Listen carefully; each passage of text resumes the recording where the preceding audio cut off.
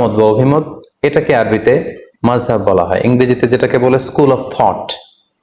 সংক্ষেপে বলা যায় যে যে পথের গন্তব্য কোরআন এবং সুন্নাহ, সেটাই হচ্ছে মাযহাব।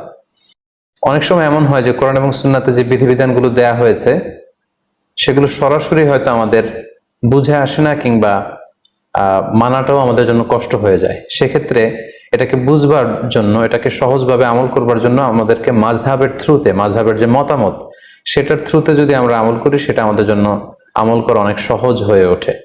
তাহলে আমরা বলতে পারি যে মাযহাব কোরআন সুন্নাহ বিরোধী কিছু নয়, বরং কোরআন এবং সুন্নায় যে বিধানগুলো রয়েছে এগুলোকে একটা ইন অর্ডারে, একটা সুবিন্যস্ত ধারাতে নিয়ে আসার চেষ্টা করা হয়েছে এই মাযহাবে। বেসিক্যালি কোরআন ও হাদিসের সবচেয়ে বিশুদ্ধ ব্যাখ্যাই হচ্ছে মাযহাবের ইমামদের সংকলিত ফিকহে ইসলামী, এবং এই ফিকহ শাস্ত্রের যে স্কুল অফ থট, এগুলোকে বেসিক্যালি মাযহাব বলা হচ্ছে।